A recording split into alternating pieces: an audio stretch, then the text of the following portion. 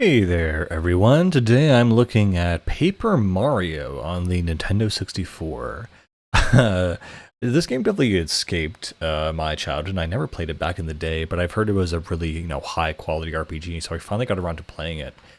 Something that Paper Mario initially what I really liked about it is just the fact that the whole system of numbers is kept very simple. I don't know what it is. I like nice, small, rounded numbers for attacking. I'm not a big fan of the JRPG thing where you have 20 million thousand hit points. I mean, the 99999 in Final Fantasy is always kind of a classic, but I preferred really simple, point system, which is again similar to another game I really like, which is Skies of Arcadia. Again, this just makes it very simple, and I love again how they streamlined the entire aspect of the RPG battle system for a Mario game. Mario does technically have a party of characters, and they're technically with him, but they only are like a support role. They don't have the exact same actions Mario has, and they are always kind of swapped out with other characters. And another thing I liked about this game is the speed at which you get different characters throughout the game. Everyone from a Goomba, a Koopa, a Bomb. You kind of get all the different kinds of races and creatures from the Mario franchise. And of course, there are some hostile and some friendly ones and villages. And now this one feels like a proper universe, kind of. It really dawned on me while I was playing this game that the normal Mario games, they don't really have a lot of time to establish, lore or stories. Like Mario has to save the princess, very like stereotypical, not very deep at all. But what is interesting about that is it creates the world and creates a speculation for the lore. While this game, because it's more there's a lot of dialogue, a lot of the characters speak a lot more than probably any Mario game up until this point probably. And so I feel like Paper Mario gave the opportunity to really talk about the lore of the Mario world and kind of what it's about and what's going on. Not that there is a whole, some stunning lore point that's being unveiled here, but I feel like there's just more of it. And I felt like in general it was more so used for, I don't know, I feel like more so the Mario movie, the kind of general principle of like what are Bowser's motivations. He never really gets dialogue. He's always captured the princess, but here he finally has dialogue, and we get some insight into his motivations and the relationship between Bowser and Mario and Princess Peach, as well as the other kind of creatures in the world. um the one thing that did surprise me for an RPG on the N64 is that there is a massive amount of content in here. There are a lot of side quests, to the point where I beat the game and I thought I don't want to. I don't want to play this anymore. Like, there's only so many side quests. Like, there's of the star pieces. There's like hundreds of these things, and the star pieces you just use to trade for badges. And so again, like it has a pretty innovative system. And again, I liked how it boiled to just down to health and the special power, which is used between every character. And so, at the beginning of the game, you kind of switch between different characters using their special moves. Either it's an area of effect attack, or they have a special offensive or defensive thing that they can give to Mario, or they can, power up and do a special like combination move. And again, the whole stage is also very interesting as well, because the enemies are divided into really two different sections, which are ground and flight units. And so Mario has two attacks, which is jumping and hammering. And so the hammer in this game is kind of his new iconic weapon that is very, I guess, iconic to the Paper Mario. And this hammer essentially will attack ground enemies, and the jumping will attack, ground enemies and air enemies. And some other characters can also attack enemies in the air as well. So and it's interesting too how you go through the game and you upgrade different aspects from the jumping to the hammer, and along with as you get the star spirits, you also summon new star powers along with Mario that can basically, it's a separate meter that is constantly charging very slowly. Everything feels really well balanced, and it's honestly a lot of fun to play. And again, every enemy has its own kind of strategy you need to take on. I'm not sure if you were a kid if you'd be able to actually, finish this game, because it's pretty difficult, frankly. Even being an RPG. Um, it's still, they've tried to simplify it and made it kind of, baby core, as I might like to call it. Something that was definitely in the back of my mind was some post about some guy saying, "Oh, you play those gay, stupid ass baby Mario games." This is like what comes to mind is this absolutely like it's a great game. Don't get me wrong, but the way it's handled is just again, it does feel like a baby game. Like there's one character who is literally like a baby Watt, who basically has a pacifier in his mouth, and yeah, and the whole presentation is very silly and goofy, but it is a lot of fun to actually play the game. The other thing that's in this game that's interesting as a mechanic are badges. So aside from HP and FP, flower power, when you level up, you also have badges, and you can also upgrade your badge power. And so badges are interesting because they give Mario all of his special abilities. So of course you have your jump and your hammer, but then badges will give you things like, oh, you can do multiple jumps, or a chain jump, or you can do a quake attack with the hammer and damage everyone on the ground. And so you have a certain amount of points, a maximum of 30, where you can only, and each badge has a certain point. So it might be 1 point or 2 points out of 30 for the max. And you can basically customize Mario's moves and unlock all kinds of new little techniques you can do. The one weird thing about this whole system, though, is that by the end of the game, even though I had maxed out to 30 points, the amount of badges I got was, well, there was definitely more than 30 badges. So there's no way that it was possible to equip every single badge at once, which to me was a huge disincentive to keep playing the game and trying to collect all the badges, because even if I got them, and even if I wanted to use them against an enemy, I wouldn't actually use them because I just don't have enough points to do so. So it kind of was a little bit weird in that aspect. I wonder if they fix that in the sequel to Thousand Year Door. But yeah, so all the classic Mario characters return. Also, a lot of the old items. So you have the mushroom, which doesn't make him super or anything. It's just a heart recovery. Some mushrooms do other aspects, but you do also have hammers which you throw that do damage. You have shooting stars, snowman attacks. A lot of interesting things. Something that really surprised me on the item front was the utilization of this little cooking mini game where you have this toad called Tasty. And by the way, I love this little lore fact. I wish they would have bring this back. But all the toads, because I guess their name starts with T for toad, every single one of them has a first name and then a last name that's always T. So they're all, I guess the implication is their last name is all Toad, and I guess Mario's name is Mario, as the joke goes. But so there's Tasty, Dainty, Rusty. Just a bunch of very silly, lighthearted puns. I really do like it and appreciate it. But yeah, so Tasty. Once you get her the cookbook, she can make a bunch of recipes, and by combining different healing items and offensive items, you can make a series of different really interesting items with different health properties, but really cute sprites. I mean, I think that's something I should have mentioned at the very beginning, right off the bat. What I love about Paper Mario is its aesthetic. It's very cute, very, very, I guess, child-friendly, baby-ish, I would say. And a game that I feel almost nostalgic for, even though I didn't play it. I mean, I love those kinds of games that make you feel as if you should be nostalgic for it. It should be important to you. And something that I think really got me to play this game, or scenes that I would see of this game outside of the game itself, were images of Princess Peach and her sprite and her little animations. I always thought they were really, really cute and really nice, and I always really interesting to see, what actually goes on here. And again, you kind of get an insight into Peach's character, how she's, very, very dainty, very nice, but also very determined to, break free from Bowser's grasp, and refuses all of his advances, and it's very funny and comical. I also noticed that in this game, her hair has more of a reddish hue than blonde, which is kind of interesting, but, whatever, in any case.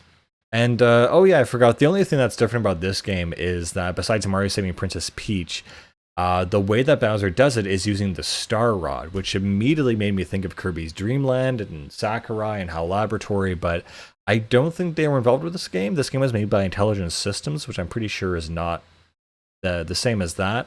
But it's just Bowser finds the Star Rod, and by using the power of the stars, who in Mario 64 were just normal stars, here they have animated personas, and each one of them is like a living being. And you have the 7 great stars that are kind of adults, and then you have all these baby stars called Twinks, or sorry, one of them is called Twink, but the rest of them are just these tiny baby stars essentially. And so when Bowser gets the Star Rod, he basically is able to send the stars down from heaven, or from Star Haven.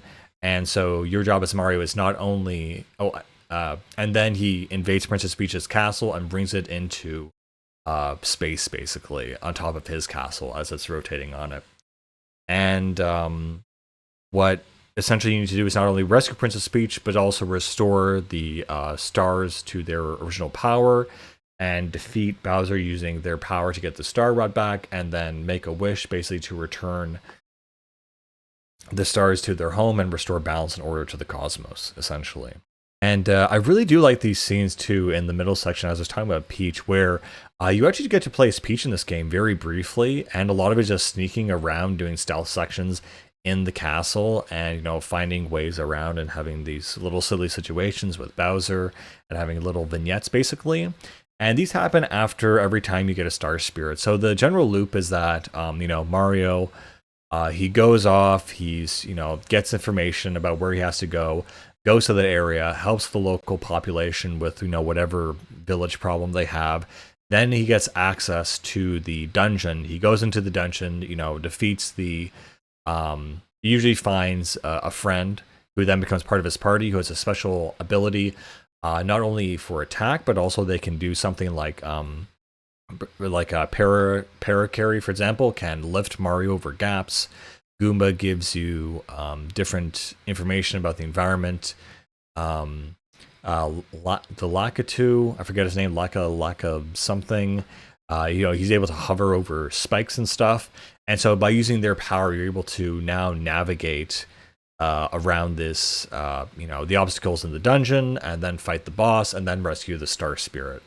And then after that, you also always play these segments as Princess Peach, where you're in the castle, and you get a new piece of information where the next Star Spirit is, and then Twink, Peach always gets captured, thrown back to her room, and then Twink goes down to Mario to tell him roughly where to go next. And that's pretty much the whole game, and there are 7 Star Spirits in total, and the 8th final level, which is, of course, Bowser's Castle. Yeah, I don't know, I just really enjoy this game. It's very cute, it's very sweet. I guess the one thing that I really do have to mention that I'm not a fan of is the music. Oh boy, well, I mean, in the later half of the game, it's fine. It's like agreeable, but I was having a really bad time with the first couple hours of the game because the main theme for the starting overworld is really annoying and really just not fun. And I actually considered dropping the game. I was actually considering saying, I get this game is kind of comfy and whatever, but I'm getting really frustrated with it. And it feels like a very slow start, and they have to introduce, because what I associate with Paper Mario, oh yeah, the main mechanic that I love about this, when I saw this even as RPGs, I thought, RPGs are cool, but they're very strategic and there's not a lot of action. And so literally in this game, they have something called the action command, in which as soon as Mario's about to get hit, or as soon as Mario's about to hit someone else, if you press A with the right timing, you will defend extra damage or deal extra damage. And I love that. It makes it more of an action RPG, where if you literally have an action command. I love traditional RPGs, but as a kid, or when I was younger, I always thought, man, I wish I could do more during the attack phase or during the defense phase, instead of just watching an enemy lumber up to me and kill me in 4K because I didn't grind enough in some area. I feel that there's more control over my destiny in the game now because of that control. And so when I saw Paper Mario from a distance, I always thought, oh, that's nifty. But I was never, huge into Mario. I was always like, well, I mean, I like Mario, and I kind of like RPGs, but together I'm not crazy about it, right? I just never had access to it. It never really gripped me as something I needed to play, but it was something that I got around to playing, and it definitely was a lot of fun.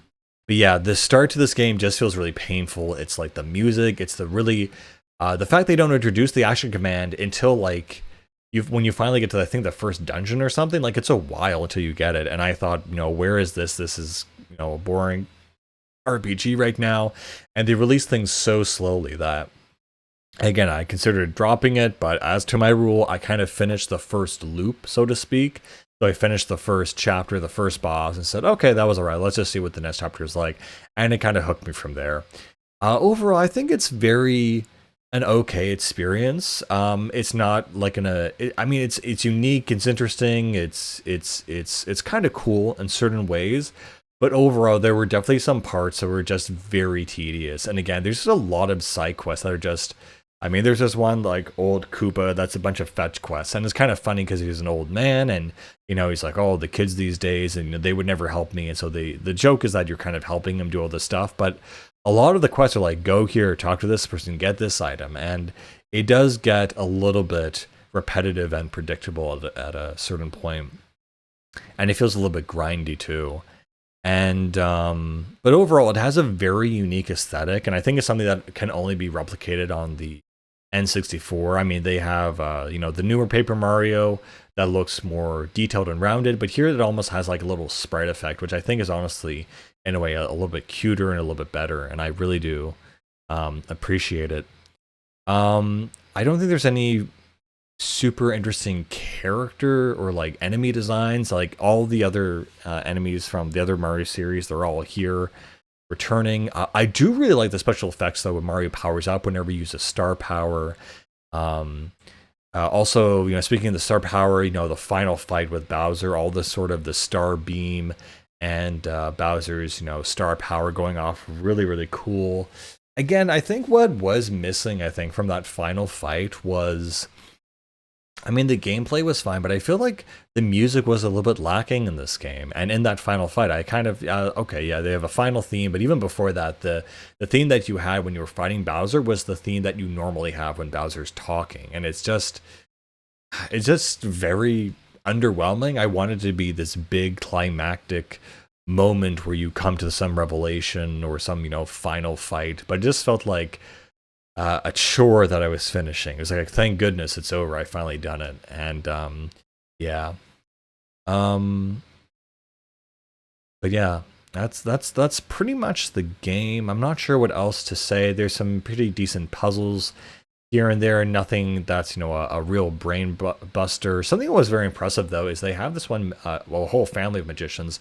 And one of them, you can pay her to tell you where, there are star shards or, hidden upgrade blocks and stuff, and you can pay her, and she'll tell you not, where it is, but she'll tell you exactly where it is and exactly what you have to do. That you spin jump in this exact position and get it. And I've never seen a game where they wrote dialogue for a character to tell you exactly where every hidden item is in the game that you've missed. That's, I don't know, generally like really impressive, and I found that super cool.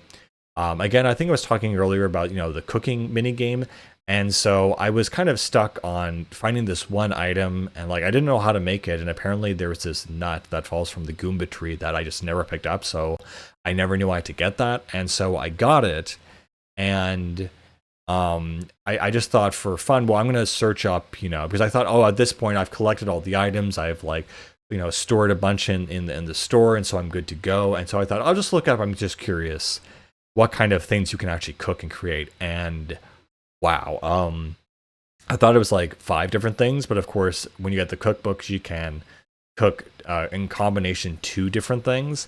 And so the end result is essentially there are at least 20 different recipes you can do in this game.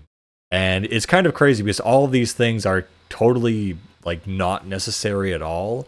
Who cares if you have Koopa pasta? It's still going to give you 5 HP basically, right? And it doesn't even tell you how you make it, the recipe once you've done it. So you have to just remember, which is kind of crazy. But yeah, it's like a fun little mini game. I mean, the thing that I really do like about that aspect of the game is that the art and animation for like things like cakes and ice cream and things just look very, I don't know, just very friendly, very cutely designed. I just really appreciate it. Just aesthetically, it's really nice. There's even a very cute, fun mini game halfway through the game where, as Peach, you have to bake a cake for this Shy Guy, and it's funny because I know it's very, I guess, girl focused in some senses, and the fact it lets you play as Princess Peach. Oh, I forgot, the one power that Peach does have is she can use a parasol to clone or disguise herself as someone else. That's like the one mechanic she gets near the end of the game, but mostly it's just stealthing around the place. But yeah, not sure what else to say about this. Definitely a very fun game. Very kind of child friendly. It's good, I guess. It's still very difficult though. I think it's something that you'd have trouble with. Uh, maybe helping your kid play it, I guess. It definitely is good because there's a lot of dialogue, so it teaches kids how to read and stuff like that. It did feel a little bit long though. All in total, it took me about 40 hours to beat it, so it is a pretty, like, it is the length of a normal RPG. It doesn't feel like it overstays its welcome too much, and it keeps things, kind of refreshing with kind of non-RPG elements, things that aren't just technical, broken maps and stuff, but it has nice rounded, objectives and upgrades and stuff. And the feeling of progress does feel pretty good in this game. But yeah, I think that's all I can really say about it right now. And yeah, I guess I give this recommendation. Anyway, guys, I'll see you later. Bye bye.